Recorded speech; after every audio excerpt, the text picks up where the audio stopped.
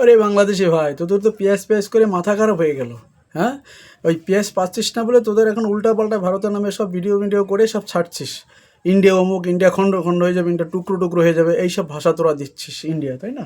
আরে শোন, তোদের যদি এতই পেঁয়াজ খাওয়ার মাথা, তো তোরা যে এক কাজ কর, ওই আমরা যে সমুদ্রে বা নদীতে ফেলে দিই পেঁয়াজগুলো, সেই ভাসতে ভাসতে তোদের দিকে যাবে, সেই জলটুক খাস, সেই পানিটুক খাস, তাতে তোদের একটু কিছুটা কাজ হবে। আর একটা কাজ করিস, ওই বড় বড় মাছ আছে, সেই মাছগুলো সেই পেঁয়াজগুলো খাবে। সেই পেঁয়াজ পেঁয়াজগুলো খাওয়ার পরে সেই মাছগুলো যদি তোরা ধরবি, সেই মাছগুলো ধরে যদি খাস, তাতে তোদের কিছুটা পেঁয়াজের কাজ নিবারণ হবে।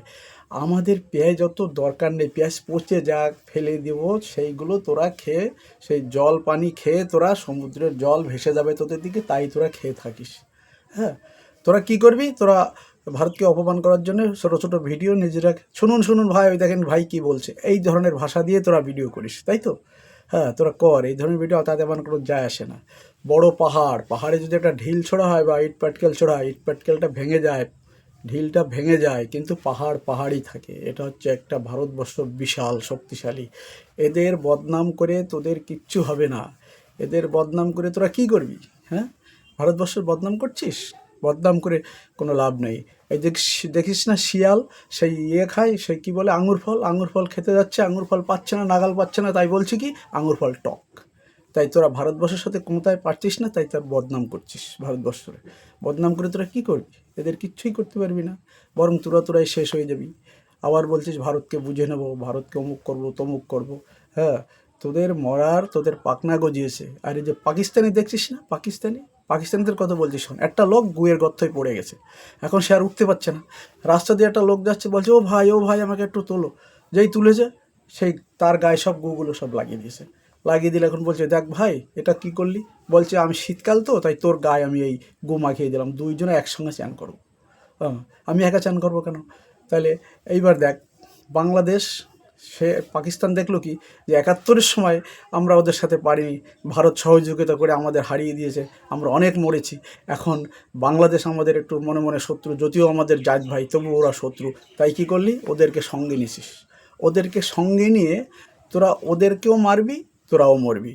আর তোদের সাথে আমাদের যুদ্ধ নিঘাত পাকিস্তানের সঙ্গে, জেনে রাখিস, যুদ্ধ হবেই। আর সেই যুদ্ধই তোরা পরাজিত হবি, তার সঙ্গে বাংলাদেশটাকে নিয়ে তোরা মরবি, যার জন্যে বাংলাদেশের ভিসা মিশা সব খুলে দিছিস, মানে করিস না, সব এক করে দিছিস, যাতে তোরা যাতায়াত করতে পারিস, জঙ্গি ঢুকাতে পারিস বাংলাদেশে।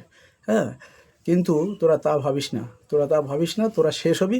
সঙ্গে বাংলাদেশ, ওই যে বলদ বাংলাদেশ, ওকে নিয়ে তোরা মরছিস, ওরা তোদের পিছনে লাফাচ্ছে, ওদের মৃত্যু এসে গেছে। তাই আরেকটা কথা জেনে রাখ, তোদের নবীজি যেরকম বলে দিয়ে গেছে যে অমুক তমুক হেনা তেনা করো, আমাদের এই সনাতন ধর্মে আমাদের মুনি ঋষিরা বলে গেছে যে এই ভারতবর্ষ, হ্যাঁ, বিশ্ব শেষ হয়ে যাবে, এই ভারতবর্ষ যারা থাকবে, হ্যাঁ, তারাই এই বিশ্বের আর কিছু যারা বেঁচে থাকবে তাদেরকে নেতৃত্ব দেবে ভারতবর্ষ। এটা আমাদের মুনি ঋষির কথা, এই ভারতবর্ষ শেষ নেতৃত্ব দেবে। আর তোরা বলছিস ইন্ডিয়া কি হবে, টুকরো টুকরো হয়ে যাবে।